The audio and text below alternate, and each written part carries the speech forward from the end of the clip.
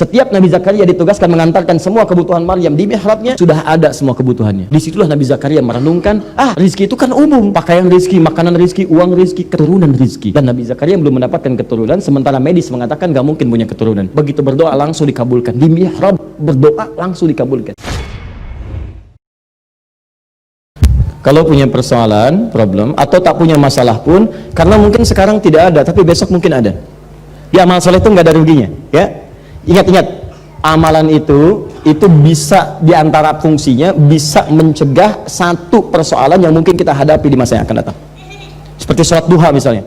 Di antara fungsi sholat duha dibagi 3. Awal waktu, pertengahan waktu, akhir waktu. Nanti kita akan masuk ke situ setelah selesai bahasan kita. Ya, awal waktu itu disebut dengan syuruk, 2 rakaat. Itu pemberiannya indah, ya, senilai dengan haji dan umrah pahalanya. Yang kedua nanti pertengahan duha. Pertengahan duha itu bisa ada 2. Ya, yang pertama bisa memberikan gambaran kepada kita pengganti zikir dari semua otot-otot tubuh kita. Juga kemudian bisa dikabulkan oleh Allah dengan itu adalah anugerah dibebaskan dari kesulitan yang mungkin dialami di hari itu secara umum. Jadi kalau orang lain umumnya macet, kita enggak. Orang lain umumnya kena pailit, kita enggak.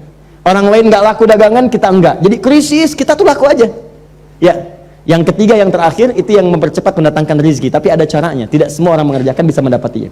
Ada caranya. Bagaimana caranya Ustadz? Nanti kalau sudah masuk bahasannya. Ya.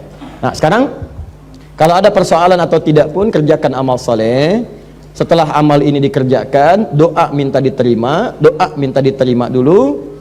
Baru kemudian minta apa yang dimohonkan sesuai dengan problem yang dihadapi ini. Ini garisnya.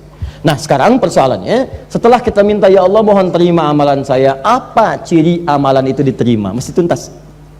Ya, apa ciri amalan itu diterima? Sehingga dengan itu, apa manfaatnya Ustadz membahas ini? Amalan orang diterima itu, jangankan minta, sebelum minta pun Allah sudah berikan. Ada orang-orang yang diterima amalannya oleh Allah, bahkan sebelum minta sudah diberikan oleh Allah Subhanahu Wa Taala. Saya ambil contoh yang perempuan, Bu. Ibu kenal Maryam? Halo, mama milenial kenal Maryam. Quran surah 3 ayat 35 sampai 37. Maryam ini dididik oleh ibundanya rajin beramal. Bahkan dibuatkan tempat khusus untuk beramal, namanya mihrab. Ya, saya kasih rahasia deh ya. Saya kasih rahasia. Rahasia ini penting. Saya berikan untuk Anda saja hari ini. Lihat sini, fokus. Ada beberapa isyarat spesifik dalam Al-Qur'an yang bersifat tempat, kedua waktu, ketiga amalan yang saat ini dikerjakan itu berpeluang cepat mengabulkan apa yang kita mohonkan. Ada waktu saja seperti sepertiga malam, ada tempatnya saja seperti misalnya mihrab, ada masjid, ada musalla. Di antara yang paling cepat mihrab, nanti saya jabarkan. Ada yang ketiga amalan yang mempercepat terkabulnya doa. Ya, apa diantaranya? Amalan-amalan sunnah tambahan dari yang fardu. Jadi kalau orang cuma sholat fardu saja, Anda tambah dengan sholat sunnah. Orang cuma puasa yang fardu Ramadan saja, Anda tambah dengan puasa yang sunnah. Orang cuma misalnya mengerjakan satu infak ini saja, Anda tambah dengan yang lainnya. Ya, maka orang-orang seperti ini itu mendapatkan peluang cepat terkabulnya doa. Tapi saya mau katakan, jika berkumpul tiga-tiganya, tempat, waktu, dan amalan, maka tidak minta pun, belum keluar permohonan pun seketika Allah sudah siapkan. Dan itu yang dikerjakan oleh Imran dan istrinya Hannah untuk menyiapkan anaknya Maryam. Di Maryam ini spesial, dibuatkan tempatnya langsung, mihrab namanya. Mihrab itu tempat paling cepat mengabulkan doa yang disebutkan dalam Al-Quran. Dan mihrab itu tidak harus luas, satu tempat walaupun sehamparan sajadah yang dikhususkan untuk ibadah saja. Jangan mengerjakan selain ibadah. Maaf ya, maaf sekali, Anda boleh desain, maaf ya, boleh desain misalnya satu ruangan, boleh. Atau kalau nggak ada ruangan, sehamparan sajadah. Ya, saya pertama datang ke Indonesia, saya ngontrak, kemudian saya berumah tangga ngontrak, saya di Ciputat tinggal pada saat itu. Coba petakan aja, dan bukan aib, indah tinggal di situ. Maka kami hadirkan satu hamparan sajadah untuk mihrab. Mohon. Di situ ibadah saja, nggak ada yang lain. Ya, itu tempat cepat mengabulkan doa. Makanya tempat imam kenapa disebut mihrab? Karena imam itu kan pemimpinnya. Ya, sholat itu kan doa. Habis sholat juga berdoa.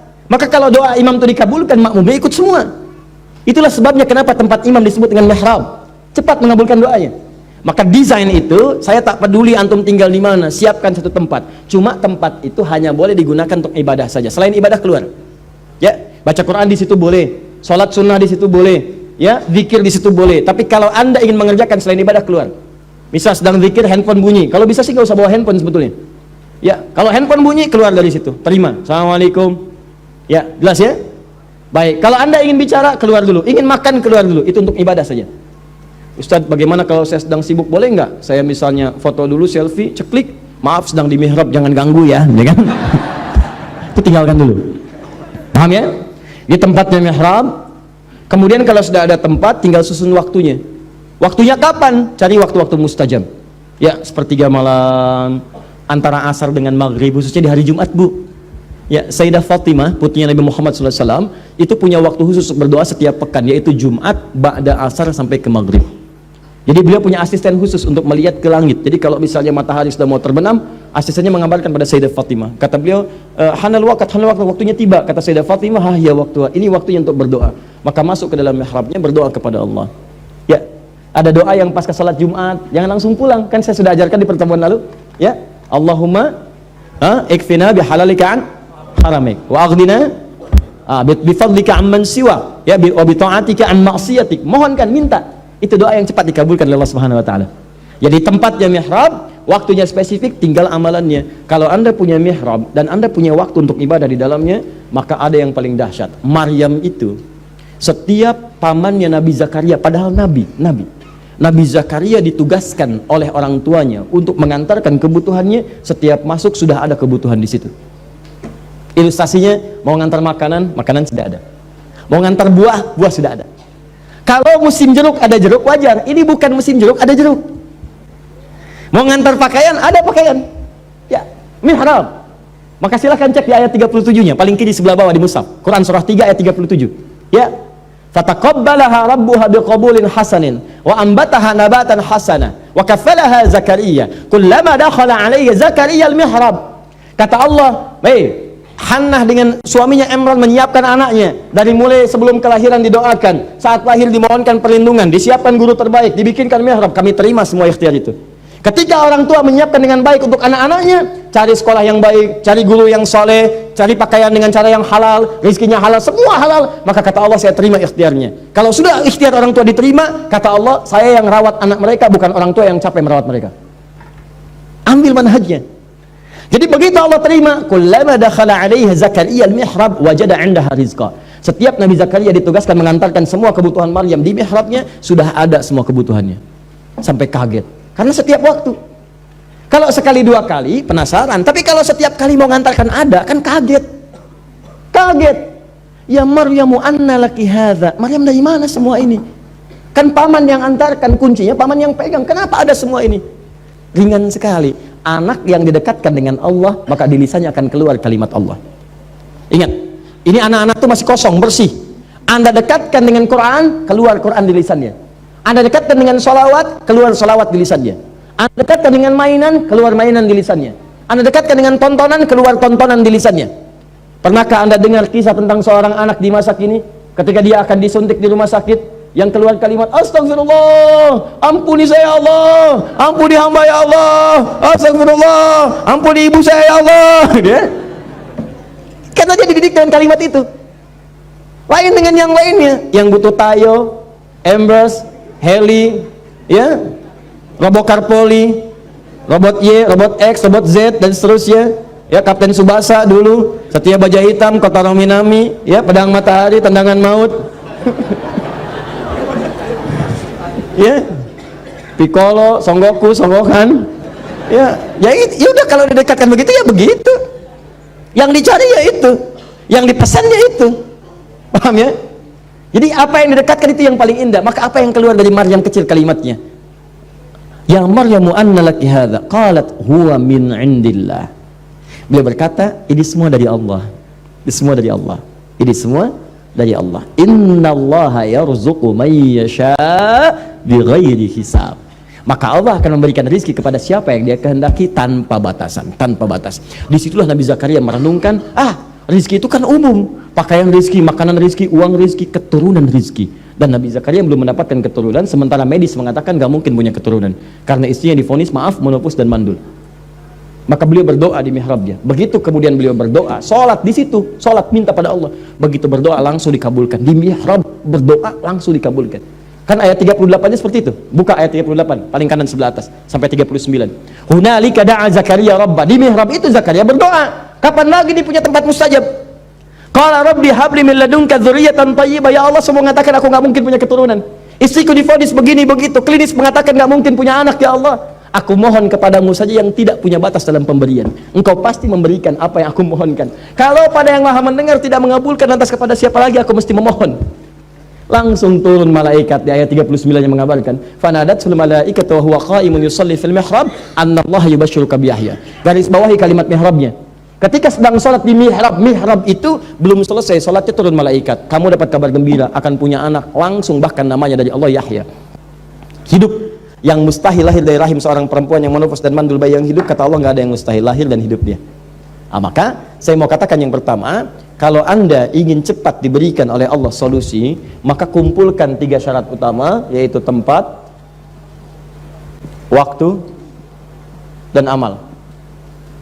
Nih, kalau sudah Anda kumpulkan ketiganya ini, tempatnya yang disebut dengan mihrab, kalau bisa dapatkan ini. Kalau berkumpul ini, amalnya tepat dikerjakan, maka jangankan Anda meminta, sebelum minta Allah sudah siapkan. Dan bahkan ada orang-orang yang hidupnya bukan tanpa masalah, diringankan masalahnya sebelum dia hadapi. Ya, bukan gak punya masalah, semua orang hidup pasti punya masalah. Tapi ada orang yang sebelum menghadapi masalah diringankan sehingga seakan-akan gak punya masalah. Apa Anda kira Ustadz gak punya masalah? Tidak, banyak. Ini masalah antum ada semua di sini nih. Masalah antum masuk ke handphone saya, sampai banyak handphone saya yang sakaratul maut. Karena itu jadinya nggak dipublish lagi gitu. Ya, masuk. Tapi apakah kemudian jadi problem? Itu tidak. Nikmat aja, senang. Malah kemudian jadi kebiasaan, kalau nggak ada masalah saya nggak enak gitu kan. Datang. Teman-teman, betapa indah ketika masuk. Ustadz, saya seorang pembunuh. Apakah kaget? Tidak. Apakah ada cara untuk bertobat? Saya seorang pembunuh. Apakah ada cara untuk bertobat? Itu indah kalimat itu. Saya katakan Allah lebih senang pelaku maksiat yang tobat dibandingkan dengan orang soleh yang tidak pernah merasa salah. Ya, kita sampaikan, Anda ketika akan bertobat, berbahagialah karena Anda sedang dicintai oleh Allah Subhanahu wa taala. Kita sampaikan Quran surah kedua di akhir ayat 222, innallaha yuhibbut tawwabin. Allah cinta pada orang-orang tobat. Selamat, Anda sedang dicintai oleh Allah. Saya pun belum tentu mendapatkan status itu. Maka kita bimbing pelan-pelan. Tiba-tiba setelah dibimbing, datang. Masya Allah, datang ke masjid, temani oleh seseorang, dari wajah, dari penampilan, dari macam-macam. Ketika bertemu, nggak berkata apa-apa, cuman meluk, nangis, peluk, pulang lagi. Sudah. Itu sesuatu yang indah gitu. Itu luar biasa. Dan kadang di balik masalah itu ada ketenangan. Ya, makanya orang yang hidupnya tanpa masalah sebetulnya nggak tenang hidupnya. Karena tidak pernah melewati tantangan. Orang yang berkendara tidak ada tantangan, tidak akan teruji bagaimana kualitas kendaraannya dan mengendari kendaraan itu. Jelas ya?